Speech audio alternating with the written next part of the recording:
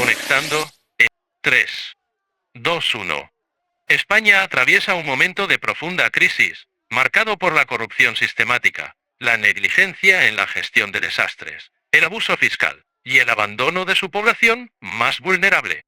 El gobierno de Pedro Sánchez y, en general, la clase política de los últimos años han sido señalados como responsables de un expolio que ha dejado al país sumido en la frustración y el hartazgo. En octubre de 2024, una dana devastó la Comunidad Valenciana, dejando más de 200 fallecidos, cifras oficiosas más que oficiales, y un impacto económico estimado en 14.400 millones de euros, equivalente al 1% del PIB nacional. Se destruyeron más de 50.000 viviendas, 100.000 vehículos y decenas de polígonos industriales. Sin embargo, la respuesta del gobierno central fue torpe y tardía. Mientras que los damnificados enfrentaban pérdidas totales, las promesas de ayudas por parte del Ejecutivo no se materializaron. El desastre reveló la falta de planificación preventiva e incluso orquestada para que ocurriese. Durante años, expertos advirtieron sobre la necesidad de reforzar infraestructuras críticas en zonas vulnerables, pero la inversión se desvió hacia otros fines y fueron ignoradas. La reconstrucción, anunciada con grandes cifras, sigue siendo un espejismo, dejando a miles en la pobreza y el desamparo. En los últimos años, han salido a la luz numerosos casos en los que altos cargos políticos y parlamentarios han utilizado fondos públicos para costear vicios privados como la prostitución y la cocaína. Estos escándalos no solo son una afrenta directa a los contribuyentes, sino que reflejan la degradación moral de una clase política que actúa con total impunidad. El impacto de esta corrupción es devastador. Cada euro que se desvía para estos fines es un euro que no se invierte en sanidad, educación o infraestructuras. Las largas listas de espera en los hospitales, la precarización de los servicios públicos y la falta de oportunidades para los jóvenes no son meros accidentes, sino consecuencias directas de un sistema que permite y tolera el abuso del poder.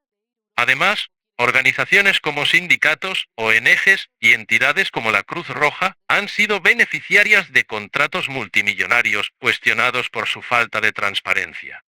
Por otro lado, el rescate de Air Europa, con más de 1.100 millones de euros destinados bajo condiciones opacas, simboliza cómo los recursos públicos son utilizados para beneficiar a empresas con conexiones políticas, dejando a las pequeñas y medianas empresas españolas el verdadero motor de la economía. El caso del Sigate expuso cómo la vicepresidenta venezolana Delcy Rodríguez, sancionada internacionalmente, fue recibida ilegalmente en España, con la aparente complicidad del Ejecutivo, para entregar unas maletas con sorpresa. ¿A cambio de qué? El asesinato de 2 guardias civiles en Barbate, Cádiz, es un símbolo de la creciente inseguridad en España. Las fuerzas de seguridad trabajan en condiciones precarias mientras la violencia crece y el gobierno parece incapaz de garantizar la seguridad de sus ciudadanos. La falta de estrategias efectivas para combatir el crimen organizado y la violencia callejera agrava el sentimiento de abandono. Por otro lado, la imputación de Begoña Gómez, esposa de Pedro Sánchez, por presuntas irregularidades en contratos públicos, añade un capítulo más a la larga lista de escándalos que empañan al gobierno actual. Las investigaciones apuntan a desvíos millonarios de fondos públicos hacia empresas vinculadas al entorno político. En paralelo, los sindicatos recibieron subvenciones de cientos de millones de euros para supuestos programas sociales, que a menudo terminan financiando actividades políticas o estructuras opacas. Marisco, alcohol en Andorra, putas y coca es el sueño español, eso sí, pagado por nosotros. Cada desastre mal gestionado tiene un coste humano enorme. Familias que lo han perdido todo, comunidades desintegradas y un sufrimiento innecesario que podría haberse evitado con planificación, voluntad y liderazgo, características que en la clase política española ni están ni se las espera. La corrupción no es un problema abstracto, afecta directamente la vida de los ciudadanos. La pérdida de confianza en las instituciones genera apatía electoral y desmovilización política, lo que permite que los mismos actores corruptos sigan perpetuándose en el poder. Además, la corrupción tiene un coste económico tangible. Un informe de la Comisión Europea estimó que España pierde anualmente miles de millones de euros debido a este problema, dinero que podría haberse destinado a mejorar la calidad de vida de la población. España, al ser un punto de entrada clave hacia Europa, enfrenta una crisis migratoria que el gobierno no ha sabido gestionar. Mientras miles de inmigrantes llegan cada semana, las infraestructuras y los recursos de las regiones más afectadas están al borde del colapso. El problema no radica en la acogida humanitaria, sino en las prioridades políticas. Mientras se destinan millones a la asistencia de inmigrantes, los españoles en situación de pobreza extrema sufren el abandono total del Estado.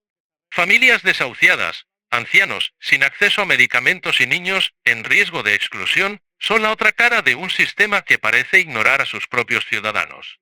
Pero que a los que vienen a delinquir, violar y matar, que no les falte de nada. España es uno de los países con mayor presión fiscal de Europa, pero los servicios públicos se deterioran a un ritmo alarmante. Los ciudadanos trabajan prácticamente la mitad del año para pagar impuestos que luego se malversan o se destinan a proyectos sin impacto real. La sanidad y la educación sufren recortes constantes, mientras se aprueban gastos exorbitantes en partidas cuestionables. El sistema fiscal español no solo es ineficiente, sino profundamente injusto. Mientras las grandes fortunas encuentran formas de evadir impuestos, que se lo pregunten al hermanísimo de Sánchez, la carga recae desproporcionadamente sobre las clases medias y bajas.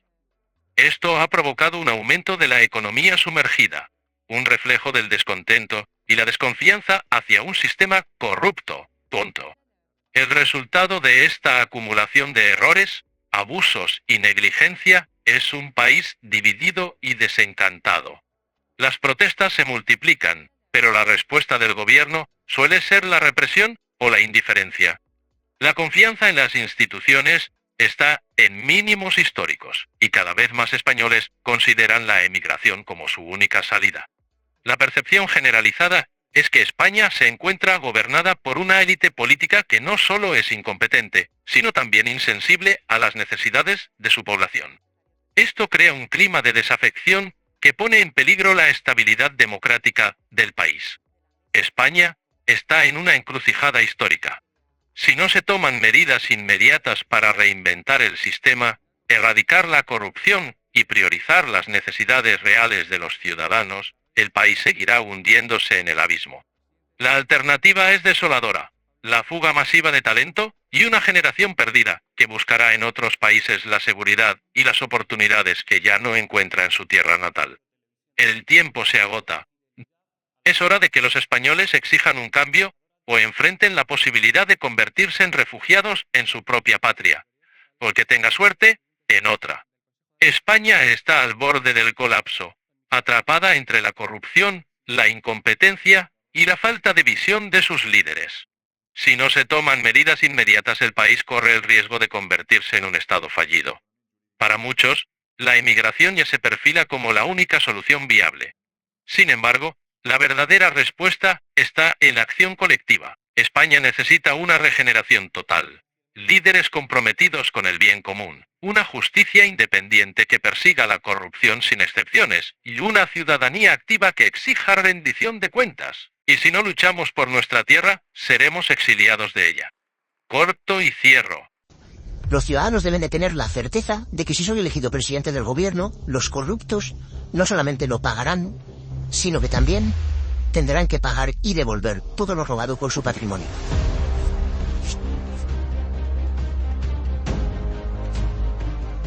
No es solamente que el corrupto la pague por los hechos delictivos que haya cometido, sino que también lo pague. Yo puedo prometer, y prometo, decencia, lo pague con su patrimonio, con sus bienes y con los derechos que ilícitamente haya obtenido en su caso. Esta legislatura va a pasar a la historia por ser la legislatura de la corrupción, y Mariano Rajoy se empeña hasta el último minuto en recordárselo a los españoles. Esa es la derecha que tenemos, una derecha que practica la corrupción de la democracia, porque si uno cree finalmente que el poder es suyo, que la Constitución es suya, que la bandera es suya, que España es suya, entonces cuando llegan al gobierno, ¿qué es lo que hacen? Utilizar las instituciones para su propio beneficio o financiarse irregularmente para mantenerse en el poder. Un gobierno paralizado por la corrupción es un lastre para el país. Nosotros lo que queremos es un gobierno que no dedique tanto tiempo y tanto esfuerzo a defenderse de los casos de corrupción que le afecten y que empiece a defender los derechos de la clase media y trabajadora, que combatan la desigualdad y que combatan la precariedad en este país. Porque ante los desafíos tan grandes que tiene España en lo territorial, en lo económico y lo social, no podemos tener a un presidente del gobierno asediado y aporrado por la corrupción, porque limita la capacidad política que tiene España y el gobierno de España para poder ofrecer una solución política, porque el mayor enemigo de nuestro Estado es la corrupción. Y nosotros defendemos al Estado, y por eso no estamos con este gobierno. Es la hora de devolver la decencia y la limpieza a la política española, compañeros y compañeras. No nos va a temblar el pulso en echar a ningún corrupto. ¡Basta ya! ¡Basta ya! Si quieren regenerar la vida democrática en España, empiece por limpiar su casa, porque el presidente del gobierno, señor Rajoy, tiene que ser una persona decente. ¿Y usted?